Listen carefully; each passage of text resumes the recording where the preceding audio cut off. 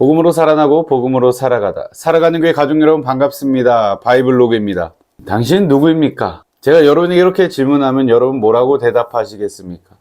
우리는 보통 명함을 건네면서 내가 다니는 직장이나 직함, 내가 가진 것으로 나를 설명하려 합니다. 나는 이런 사람이야. 또는 나는 이만큼 중요한 사람이야 라고 증명하고 싶어하는 그런 욕구가 우리 안에 있기도 합니다.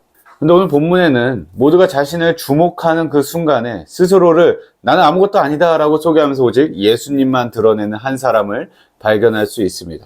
오늘 우리가 함께 묵상할 말씀은 요한복음 1장 19절부터 34절까지의 말씀입니다. 당시 유대사회는요, 혜성처럼 등장한 세례 요한 때문에 들썩이고 있었어요. 수많은 사람들이 그에게 몰려가서 세례를 받고 회개하는 역사가 일어났습니다. 사람들은 기대하죠. 혹시 이 사람이 우리가 오랫동안 기다려온 그 구원자, 그 메시아가 아닐까? 아무래도 분위기가 심상치 않죠. 그래서 예루살렘의 종교 지도자들은 제사장과 레위인들로 구성된 공식 조사단을 파견합니다. 그리고 물어봐요. 당신은 누구요? 사실 이 질문은 네가 그리스도냐라는 그 기대를 잔뜩 품은 질문이기도 했습니다. 이때 요한의 대답이 참 놀랍습니다. 그는 조금의 망설임도 없이 대답해요. 나는 그리스도가 아니다. 조사단이 다시 묻죠. 그럼 말라기 선지자가 예언했던 그 다시 올 엘리야냐? 요한은 얘기합니다. 아니다. 그럼 그 선지자나? 요한은 이번에도 단호하게 아니다라고 대답합니다. 요한은 이처럼 사람들의 기대에 마치 찬물을 끼얹듯이 철저하게 반복적으로 아니라는 대답을 하고 있습니다. 여러분, 인정받고 싶은 욕이 얼마나 큽니까? 그냥 그렇다고 말하면 다들 믿고 따랐을 거예요. 하지만 요한은 자기가 주인공이 아닌 것을 분명히 알고 있었어요. 그래서 자신을 이렇게 정의하고 있습니다. 나는 광야에서 외치는 이의 소리다. 여러분, 소리의 특징이 무엇입니까? 소리는요, 그 뜻을 전달하고 나면 공기중으로 흩어져 사라져버리고 맙니다. 소리가 만약에 사라지지 않고 계속 남아서 자기의 존재감을 드러내려고 한다면 그것은 그 메시지를 방해하는 소음이 되고 말 뿐이죠. 요한은 자신의 정체성을 정확히 알았습니다. 자신은 실체이신 말씀, 즉 예수 그리스도를 가리키는 이 손가락일 뿐이고 주인공이 오시면 무대 뒤로 사라져야 하는 존재임을 알았던 것이죠. 그는 길이 아니라 왕이 오시는 길을 닦는 일꾼이었습니다. 이튿날 드디어 요한이 그토록 기다리던 실체가 등장합니다. 예수님께서 자기에게 나아오심을 보고 요한은 벅찬 감격 가운데 이렇게 외칩니다. 보시오, 보시오, 세상 죄를 지고 가는 하나님의 어린 양입니다. 사람들이 기대했던 메시아는 로마의 압제를 뒤집어 엎을 강력한 마치 히어로 같은 그런 정복자였을 겁니다. 그런데 요한은 예수님을 가장 연약해 보이는 어린 양이라고 소개를 하고 있습니다. 왜일까요? 예수님은 힘으로 군림하러 오신 분이 아니라 우리의 가장 근원적인 문제인 죄를 해결하기 위해 대신 피 흘려 죽으셔야 할 대속제물, 바로 유월절 어린 양으로 오셨기 때문입니다. 요한은 이러한 예수님의 사명을 정확하게 꿰뚫어 보고 있었던 것이죠.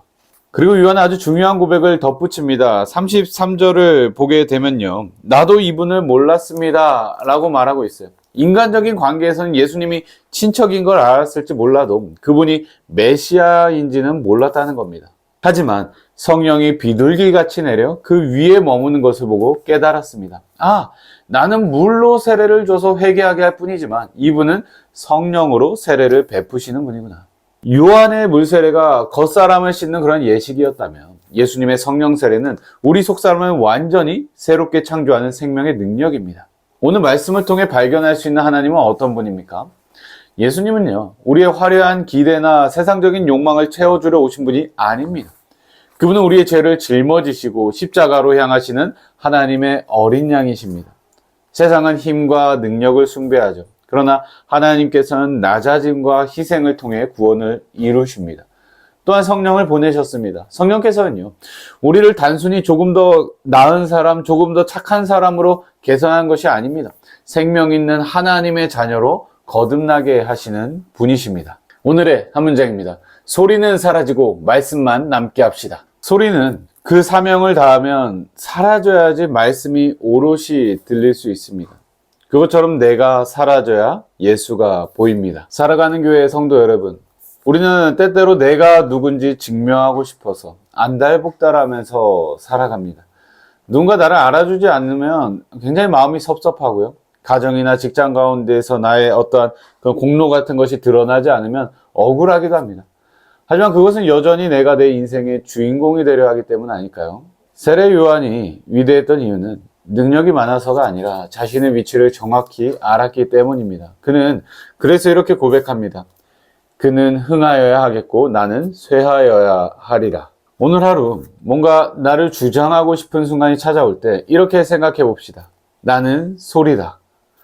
내 자존심, 내 계획, 내 의를 내세우는 대신에 나를 통해 예수님이 드러나게, 예수님의 성품이, 예수님의 용서가, 예수님의 사랑이 나를 통해 흘러가길 구합시다. 내가 좀 무시당해도, 내가 좀 손해봐도 나의 삶을 통해 예수님이 드러난다면 그것이 우리에게는 가장 빛나는 영광 아닐까요?